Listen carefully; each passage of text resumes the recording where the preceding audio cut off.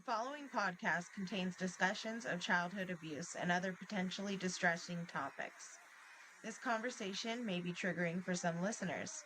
Listener discretion is strongly advised. Our goal is to shed light on these difficult issues in a respectful and supportive way. If you or someone you know is struggling, please seek help from qualified professionals or contact a support organization in your area. They say if you're going through hell, just to keep moving, that you might get out before the devil even knows you're there. But then what do you do when you get out? All you can do is see the light at the end of the tunnel, and hopefully you can become a better person. But you'll never forget the hell that you went through and the fire you walked through. A phoenix rises from the ashes for a reason. Your world must be destroyed before you can become new. And rise you shall, just like they feared you would. Welcome to my new podcast, Despite the Darkness. Just a disclaimer here. This is not intended for children, but if for some reason you are a child and you're watching this and you're in trouble, promise me you will tell someone that you trust. I have been conceptualizing and wrapping my head around doing this podcast for a really long time, about a year, maybe even longer. So I do have some notes here, and so forgive me if I'm reading a little bit, but this is all just a lot. And so I really wanted to go ahead and just start from the beginning, make sure I didn't leave anything out, be able to give you guys a really good, accurate description. Okay. Next, mother, if this is you watching this, I know that, you want to support me and you want to watch my show. And I really, really hope you do watch every other episode except for this one. I just would recommend you shut it off right now because I think that you've tortured yourself enough over the things that have happened to me as a child. This is not to rehash anything or to in any way place blame, but it is my true story. I honestly don't think it would do anything except for upset you. And I love you with all my heart, and I forgive you.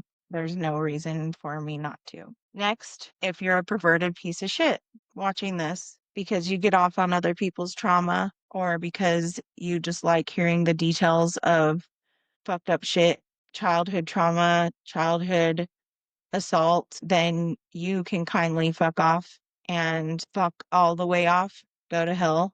There's a special place in hell for you. And I truly believe that if you don't see your hell in the afterlife, that you will somehow see your hell. Maybe you've seen your hell already in this life, and that's why you are the way you are. All I can say for you is get help. There's still time if you're having fucked up thoughts about children or about hurting people. If you are actually thinking about harming somebody, get help. And last, viewer discretion is advised. My name is Mrs. Ria Brown. Some of you are following me already on my other podcasts and from the San Diego music scene. This podcast is a platform, a open mic, if you will, an open mic for the story of your life. Who you are matters, what happened to you matters, and your voice matters. The reason that I decided to do this podcast is pretty simple.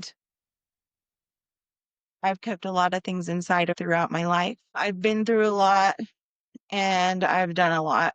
I like to say I've been around the block more than once, more than twice, more than 3 times.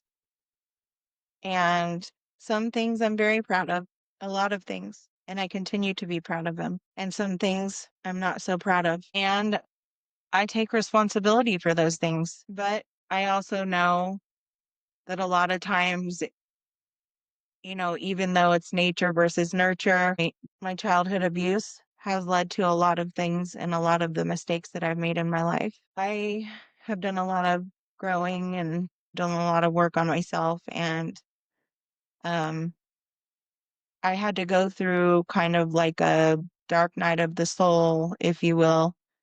I had to go through that to become who I am today. And now I feel so grateful, and I feel like it's important for me to tell my story. If I died tomorrow, I want to know that my life mattered. And I also want everyone to know before they die that their life mattered and that their life matters. I know that sounds kind of morbid, but let's be real, people die every day and it's never expected. Well, even when we know it's going to happen, it still can come on as a shock when it does. I was inspired by various things. I've always been fascinated with people and how they become who they are. And I've always been fascinated with, I guess, the dark side of things when it comes to abuse, trauma, and life events that mold who we are.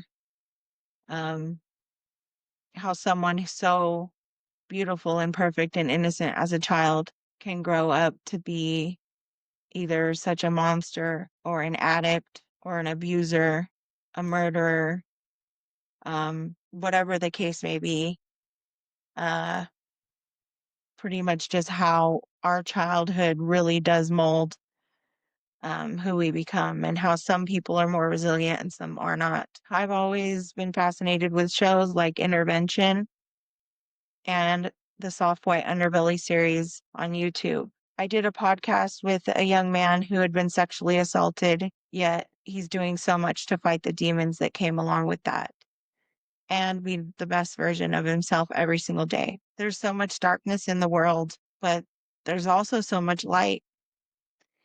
And there's people that have just huge spectrum of trauma and different levels of trauma, and some people who don't have any. I think, I mean, are they out there? I don't know. I feel like adversity does kind of mold who we are sometimes, gives us character to a degree. Um, Something that might ruin someone's life may just catapult someone else into, doing bigger and better things. The bottom line is that we face life every day, despite the bad things in the world, despite the emotions and the other issues that come along with human experience. So essentially, that's how I came up with the podcast. And I just had like this light bulb that said, this is what you need to do to help yourself and also to help other people. So, despite the emotions and other issues that come along with the human experience, we all have to face every day with our best face. And we all deal with a lot that is kind of hidden beneath the surface. So, that's how I came up with the podcast idea. We all get up every day and have to live until we die, despite the darkness that's all around us and within us. I believe in the fight between good and evil, yet I also believe one cannot exist without the other. And it doesn't have to be a fight, it can be a harmony, but there has to be balance if we're talking about our inner work. Obviously, the only way to beat evil and darkness is to choose to be the opposite on a daily basis. The side you choose, every action is your own little battle that's won. It's just like that story with the two wolves. The one that you feed is the one that's going to win. Good and evil, light and darkness, yin and yang. As good as something can be, there is something that is equally bad. As good as someone can be, there's someone out there that's equally bad or evil. The bottom line is that the wolf that you feed is going to be the one that wins. That's the moral of that story. Or it could be the wolf that's more ravenous. If you have something that's dark inside of you that is more hungry and more, I guess, strong, that is stronger, then that's going to be what wins. And it's hard to not give into that sometimes. The human condition and people in general have always been fascinating to me, as I said before. I could listen to biography documentaries all day. I feel in my heart that my story must be told. And anybody else who has the need or the desire to tell their story should have a place to do that. And that's where my show is going to come in. I decided that in order for me to feel right about expecting people to come on and tell their stories, that I needed to go ahead and take the lead and tell mine as well. If I'm going to be expecting someone else to come on my show and tell their story, I should be willing to do the same. And I'm going to be the first guest. So here it goes. I'm going to make sure that I'm telling my story correctly. I've always been a very happy person, despite what I deal with daily. I deal with mood swings, anger, anxiety, and sometimes I have a lack of empathy towards people who've been abused. And I don't mean that I can't sit with someone and listen to their story and feel empathy for them, but I've always kind of had this feeling that they're using it as a crutch, and I just don't get why they can't get their shit together. And I know that sounds kind of insensitive, but it's because that's what I've had to do. I live with constant guilt for no reason at all, even when I've done nothing. I live with shame, even though I'm a really good person, some of which is due to the things I've done in my past, and some of which that is due to things that have happened to me in my childhood.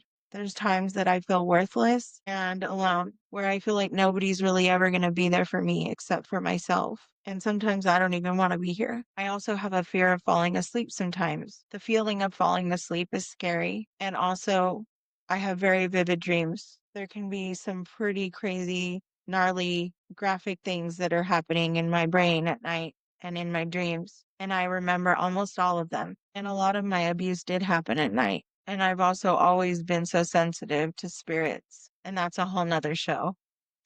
I used to be afraid of the dark, but now I'm not scared of the dark anymore. Now, despite all of that, I have always had a really great spirit. I'm kind of a typical Cancer where I'm happy when I'm out and about, and then times where I need to be an introvert.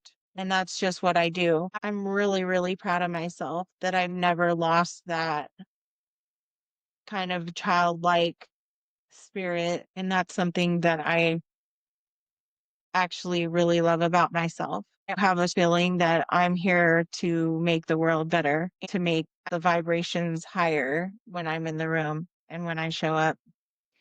And because of that, I always try to bring my happy A game when I am interacting with other people. On top of that, I've cared for many people in the latter parts of their lives on hospice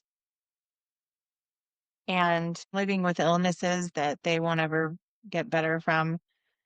And during that time, I pretty much devoted all my life to taking care of people with dementia, deathbed situations, ALS, cancer, all those kind of things. And when I was doing it, I was working between 50 and 70 hours a week because that was the only way to make really good money doing it. But I got to make my own schedule, which I really loved, but it didn't matter because I just filled in all my time anyways. But it took a huge toll on me. So I did end up ending my career as a caregiver. And I've done a lot of work on myself, facing my demons. It helped a lot being in service of others. And I was doing it so intensely. I will always cherish the time and hold dear to me the time that I spent with those people. It helped me heal. I've had such a chaotic life that sometimes I have a hard time sitting still, but I'm getting better now. I've gotten better. I have more peace now. My name is Ria Deanna Brown. I was born Ria Deanna Gonzalez. I came from a whole lot of Latina aunties. My grandmother, the white lady, really beautiful Irish and French and German. But my grandfather was indigenous, and these days they just call it Mexican. But he used to always say to me, Mija, we're not Mexican, we're Spanish. And anyway, my grandmother and grandfather, they made four beautiful daughters. She was a beautiful pinup girl back in the day, and she was a 50s sock hop. And my tata was the cook with a jerry curl and a motorcycle. They lived the kind of outlaw life back then, back when it was called greasers. They had four daughters, like I said. but my grandpa had already had two daughters with his first wife. He was 24, she was 17, and he was married and he already had two daughters. So when he ended up with four daughters with my grandmother, he ended up with six daughters. My mom and my aunts, her immediate sisters, they grew up in East County, San Diego, Lakeside to be exact. Anybody from East County or even anyone from San Diego, you know where Lakeside's at. And let's just say when my mom was a child, he hung out at the Lakeside Hotel all the time. So, you know what I'm talking about. If you know, you know. Needless to say, there's a lot of craziness that they grew up around. So, well, by the time my mom was 18, she was actually a really good girl. She was the valedictorian at El Cap High School. She went on a church trip to Colorado and ended up meeting my dad, who was in a somewhat like the Victory Outreach program that they had at the Chula Vista church. It was like where older kind of reformed um, gangsters, drug dealers, druggies, prisoners would be, they were a part of these church programs. And my mom was the one who was there in as like a missionary working at the church. And she met him. My dad was probably almost 40 years old when my mom got together with him, and she was 18 and she was a virgin. She was only 20 when she had me. The first memory that I can remember is not of my dad. It's not of my grandparents. But when I really dig back, the first memory that I can think of, I think I was like 4 years old. Anything before that, I guess I just completely blocked out. But by this time, when I was 4 years old, my mom had been introduced to drugs and alcohol, and she had never experienced that. And she just went wild. She was going through a lot of hurt with my dad. My dad, I don't even know. All I know is that she used to tell me and my brother when we were little, he was either in prison or he was dead. And she remembers illegal activity going on that he was a part of. And she just, once she was away from him, I think she was just lost. So she made a lot of really bad choices as a mother. Um, and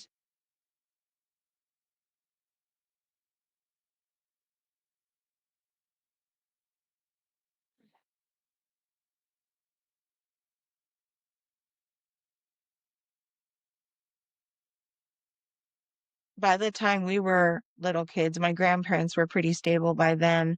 My mom, she tried to be more independent. And so she went off and got her own apartment, and that's when the bad things would happen because my mom was on drugs.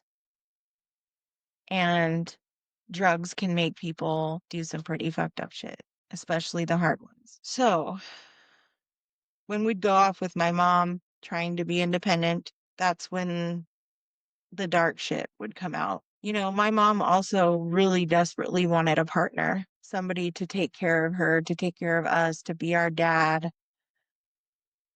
And, someone, I mean, who doesn't want someone to love? I get that, I truly do. But, she was looking for love in all the wrong places. And I think that she was also had this kind of like thing where she idolized her dad. And my tata was an outlaw. He was I mean, he was living that quote unquote like outlaw life, not criminal lifestyle, the drugs and the women and the alcohol. So going back to my first memory, this is the distinct memory that I have that comes up. And it was of my stepdad and my mom. We were in the car and we were at the Vons in Lakeside. We were going shopping or something. And he was driving, and it was my mom's car, of course. She had been riding in the passenger seat, letting him think that, oh, it's his now or whatever. And me and my brother in the back seat. And I just remember her telling me, and mind you, I barely knew the guy. Okay. She says, we're getting married. She's like, he's gonna be your new dad now. Okay. I was so confused. I knew that he wasn't actually my father, even though I was still so little. So this was in the 80s. It was a party house. I mean, like I've said this before, MTV was my babysitter. There were people in and out of the house. There were drugs all over. They were smoking, drinking, all that. I specifically remember these parties where people would sit around. I mean, much like today, when people sit around and smoke pot together and they pass it or whatever, just like that, except for we were in the house. We were there when it was happening. I specifically remember when I was 5 years old, a lady sitting on a couch and smoking out of a bong. And I remember her saying to me, "You want some?" And I specifically remember looking at this lady and being like, "No, I'm 5." And her being like, "Good girl," like all fucked up. Anyways, there was all kinds of weird, bad shit going on around there. And, at the same time, we're going simultaneously back and forth to my Nana and Tata's house. And I just remember constantly begging my mom to go to their house. And then when she would take me, I would be crying for her at their house. Now, as an adult, I know that's because I just wanted to be over there with her and away from all that stuff, right? Anyways, it started off slow. He would do things like touch me and act like it was an accident, pick me up in weird ways. And he would basically just put his fingers wherever he wanted to in my private areas while he's playing with me, playing and act like it didn't happen. And I don't know if it was just like to see how I would react to test the waters, so to speak, but it seemed like that's how it started off with little things, little tests. And I was so young. Like I said, I was only about 4 or 5. And so, yeah, I remember it feeling weird and being uncomfortable. But then, when nobody said or did anything or reacted, I guess, I don't know. I guess my little mind just kind of just let it go and I don't know if that's a self-protection thing, but I would always just kind of blow it off and, just act like it didn't happen. But he was testing the water or just trying to normalize it. I probably a combination of both, just working his way in. Um, One thing about me when I was little is I was really a beautiful little girl. Looked like a little doll. I have big green eyes and flat black hair, olive skin, huge smile, beautiful face. I'm not saying that because I'm like being conceited, but it's just the fact that people would tell me everywhere I went. I would hear how beautiful I am. Oh, your daughter's so beautiful. How beautiful my eyes are. And I constantly remember creepy old men like leaning down and telling me how gorgeous I was. And I just remember being sexualized at a very young age. Um, and you also have to remember this was the 80s. And there were so many creepy men back in the 80s. And it's become less and less accepted.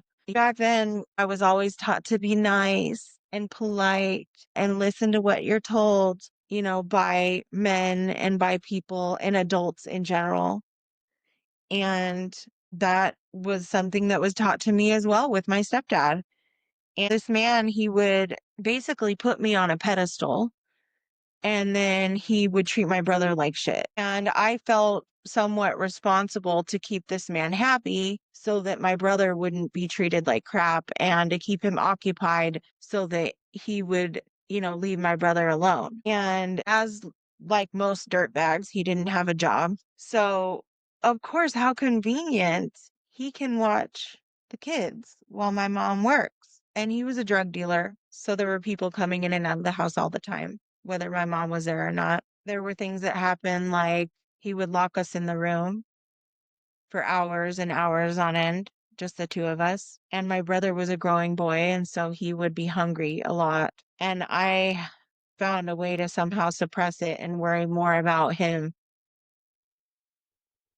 And so He wouldn't feed us and he would stay in a dark room, a lot of times probably coming down or high off something, who knows? But he was usually either up partying or sleeping. And so there'd be times where we'd be lost for hours with nothing to eat, and I would have to go out and sneak food, um, and give it to my brother. He would do things like make food for himself, and we would peek out of the room and see that he was doing it, and we'd get our hopes up thinking he was making us something to eat. And then he would basically make fun of us and laugh at us because we got our hopes up, or I guess he just got off on being an evil piece of shit. I don't know. But again, my mom would be at work. There was one time where mom was at work and we were in the room and it was dinner time. We were hungry. Um, and she worked nights, of course. And so thankfully, I don't know, like she left her work phone number next to the phone. And I remember sneaking out one night really quietly out to the living room and finding that phone number. And I was probably like 5 or 6, I guess, at this time, because this was when it was getting really bad. I think I was probably more like 6, 5 or 6. And I go out and I find the phone. I call my mom. She answers, she's working, and I just basically tell her it's dark, we're hungry, he's in the room. Um, you know, Ruben needs to eat, he hasn't fed us. And my mom was livid. I really did appreciate it. If we spoke up, she would do something about it. But most of the rest of the time, she seemed to not even notice. But again, drugs are a hell of a drug. But basically what ended up happening is she rushed home. I remember her turning on all the lights, pulling us out of the room, and just flipping her lid, going off on him. I don't know if she told him that I called her or if she just came home and flipped out. Because I never got any retaliation or anything like that from him. But I remember she sat us down, she fed us while going off on him. But I also didn't like to start fights between them because he and my mother would fight. They would do things like wrestle and, get all fucked up and say fucked up shit to each other. Just some of the worst language that a child should hear. Um, and, domestic violence, physical stuff. And we would just be together in the room, you know, covering our ears and just hoping that it would stop. He would like to scare us with a leather belt. He had this leather belt that had holes in it, and he used to like to hold it. And, everybody knows that when you take a belt and you fold it in half and you hold each end, you start slapping it together, it'll slap pretty loud. That was one of his favorite ways to scare us. And then they'd be up all night, just twacked out on crystal, smoking weed all night. The weed isn't so bad in my eyes, but I also smoke to deal with. And I don't like to say to deal with, everything, but I will say that I've been smoking since I was 13, and I truly believe that it's one of the only things that has actually helped me get through life balanced and be able to handle the challenges of life that come with everything that I've been through. So, there'd be days where they'd be sleeping all day as well. So we weren't getting our needs met in that way either.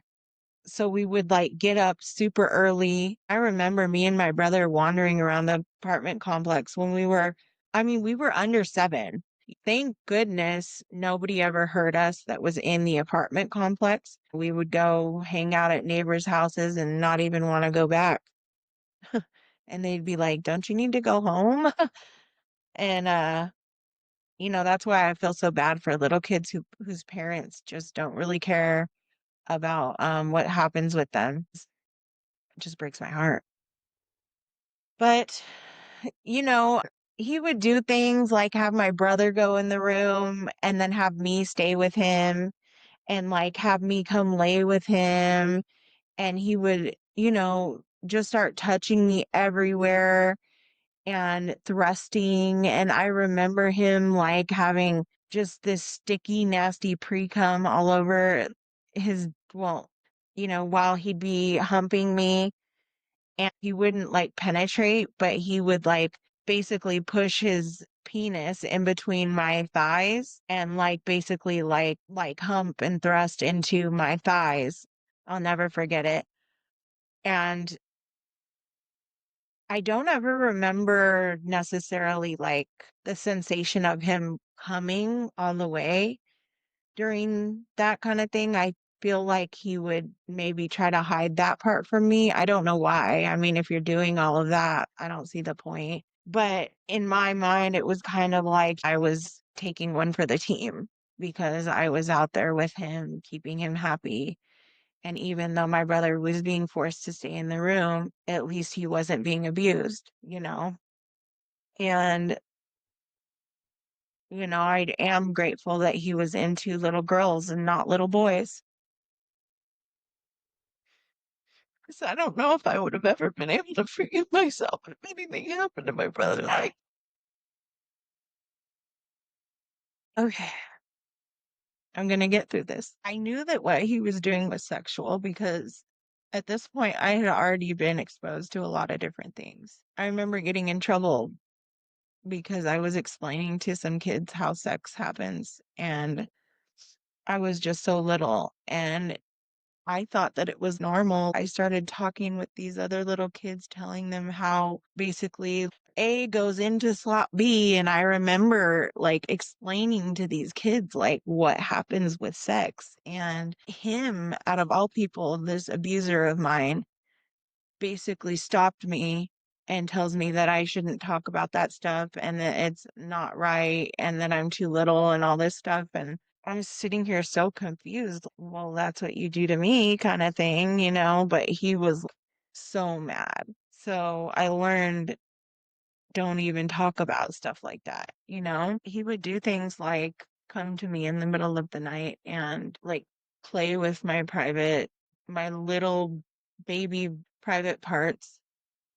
And I mean, man, it felt like he was doing it for like hours because it wasn't enjoyable for me. I mean, I was a little girl. The sensations just weren't the same. Um, I didn't have that sensation of, oh, this feels good to me. And he would do it for so long. It felt like because it hurt. And I remember just being like, "Ugh," just this pain that kind of just takes the breath out of you.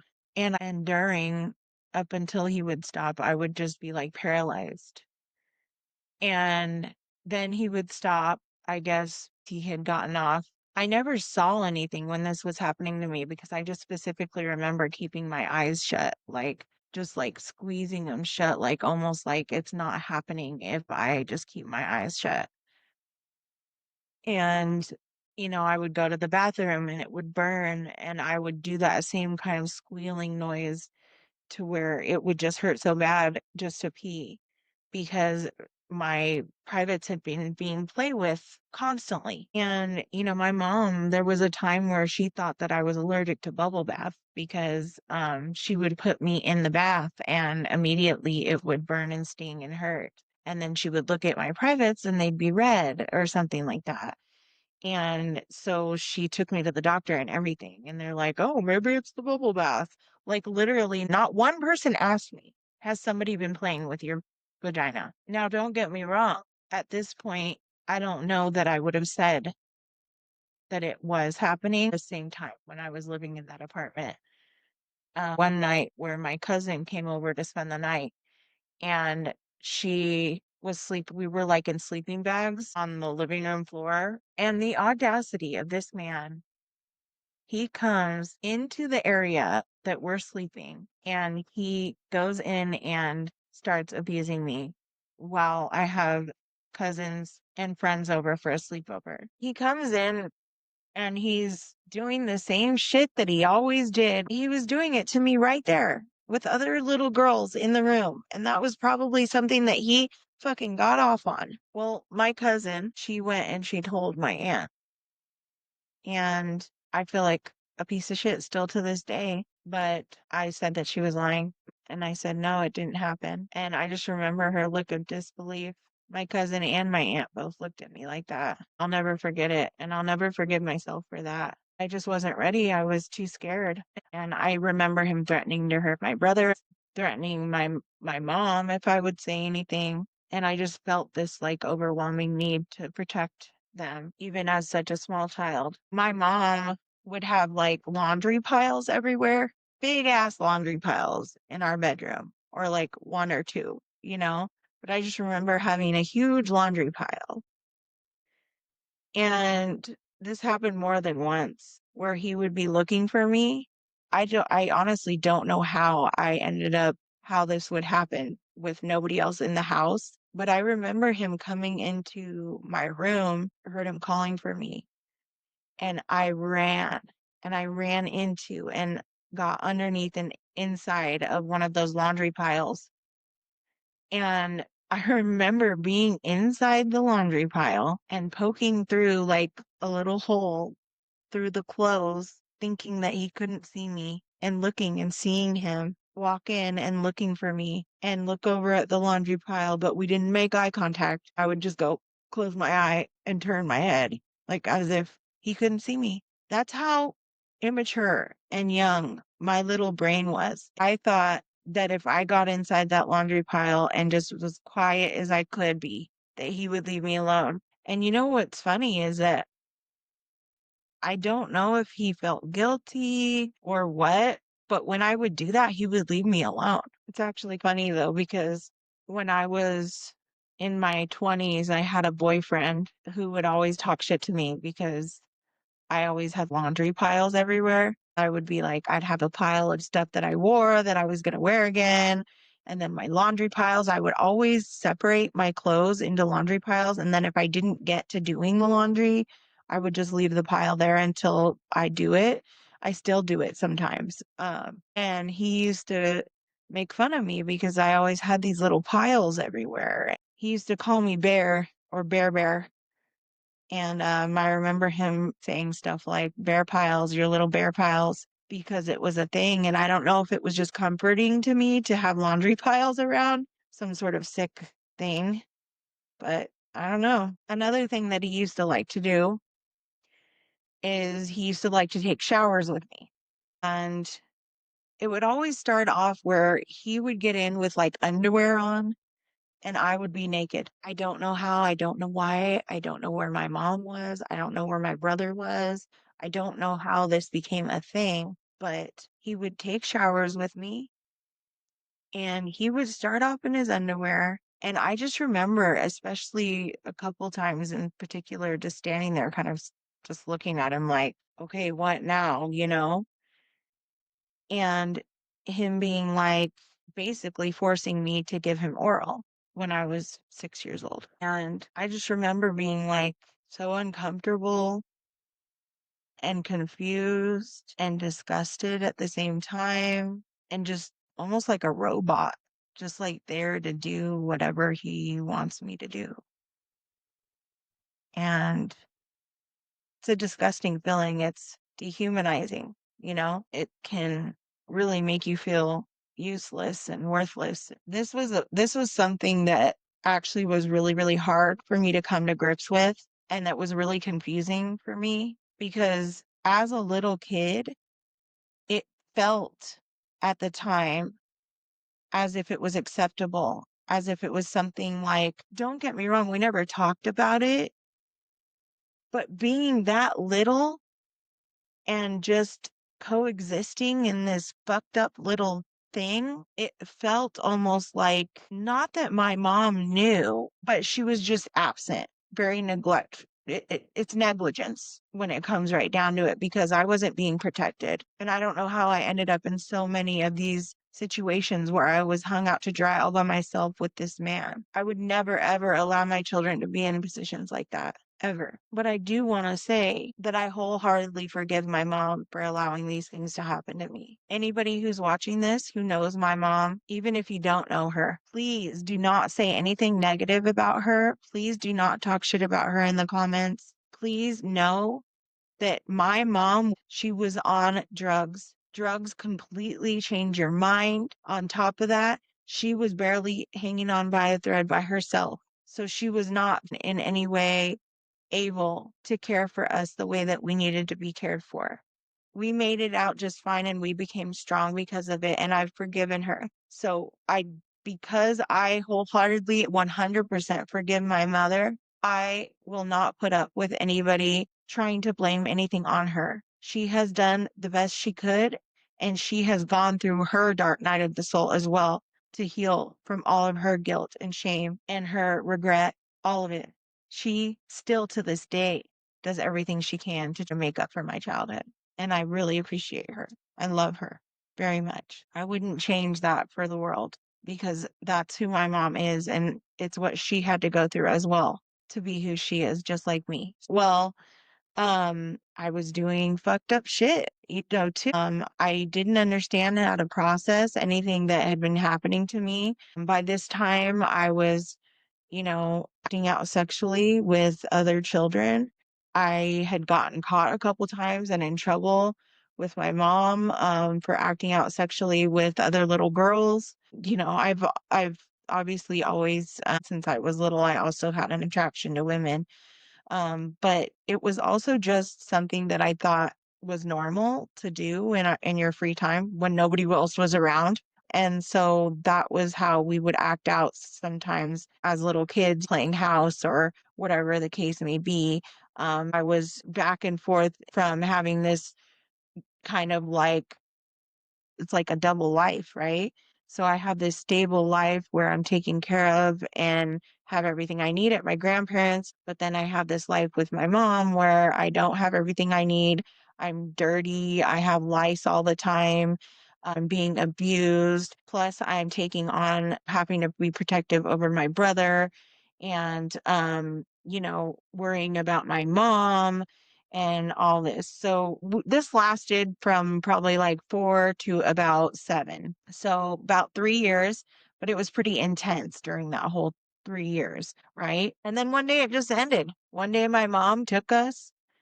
Um, we did get visited by CPS, so I don't know if that had to do with my aunt and what she heard, or what. But I remember them talking to me, and I lied to them as well about like nothing's been happening to me or anything like that. And I don't know why I did that. Little kids do it though, and it's a real big shame that I didn't feel safe to say it. Well, she ended up leaving him and we went to go live with my grandparents. And I just remember him coming to my grandparents' house. She must have said that he could come and say goodbye to us. And him showing up into their like I guess family room area and we're just standing there and him walking up, coming in, getting down like leaning down at our level to say goodbye and giving me a hug and I just remember him hugging me and I remember I was kind of just like stiff, didn't say anything. I don't remember hugging him back. I don't remember anything like that. I just remember standing there, not saying anything, him hugging me and then him leaving. So we got away from him, thank God. And we ended up moving with my grandparents up to another area in Lakeside up by Las Coaches. And anybody who's from that area will know what I'm talking about. But it was basically also another really nice area. It was suburban, and going to a school with all new people, all new everything. And I'm in this nice house, got new friends and a pretty balanced life there. They gave my mom a room, my brother a room, and me a room. We all had our own rooms. And that's when my mom started going to church with my grandparents. But I wasn't out of the dark in any way. Yes, things got better, but the damage had been done by this time. So I was already doing weird shit by like I said before, acting out sexually with friends. And I would say by this time between 9, 10 years old, um, still doing things like that. me and my friend going and slipping off to like somewhere where nobody could see us and playing kissing games with boys and things like that, just things that were still like a little too definitely not something I should have been doing at that age, right? But my mom was going to church, my grandparents, they were taking us to a lot of the youth groups. And I remember being in one of the youth groups, and them having like a segment or I guess a night where they were talking about, if anything bad has ever happened to you, you should probably talk to your parents about it. You should tell them. At this point, I was already out of the woods when it comes to anything bad, like retaliation wise happening to me if I told the truth about this or if I said anything, right? So I decided I'm going to go home and tell my mom about this, even though I didn't talk to the church people about it. Like I didn't tell them what I was thinking, but it did pop in my head. Ria, it's okay now. It's okay to tell the truth, right? I just remember being in bed because she was coming to tuck me in. I'm laying in bed and she comes and she's sitting at my bedside, and I just said to her, I said, well, Mom, I said, we were at church tonight and they told us that if we had anything bad that's ever happened to us, that we should talk about it and that we should tell somebody we trust.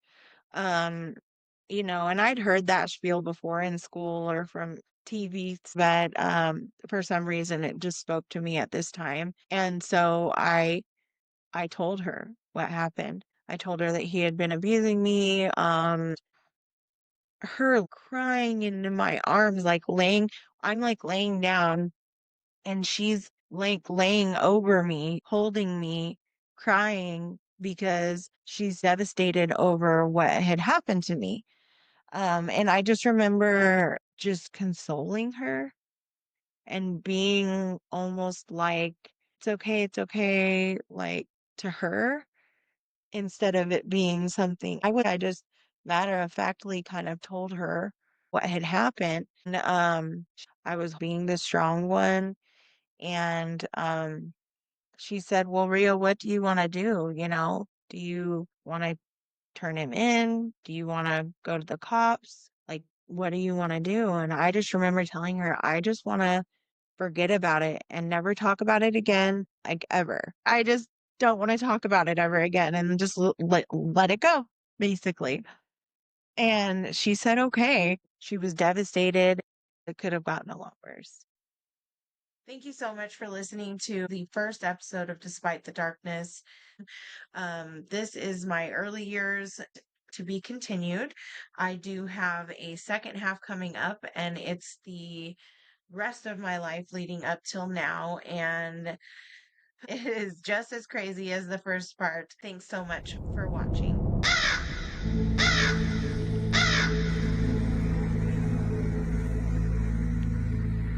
I see the crow straight up ahead, circling, waiting for my dad.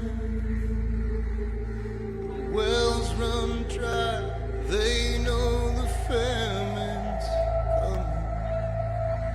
It's a matter of time before I'm gone. They don't see the danger in the things that they don't know, like how I'm made of anger more than I am flesh and bone. Every time I fall, strong and tall, new I grow.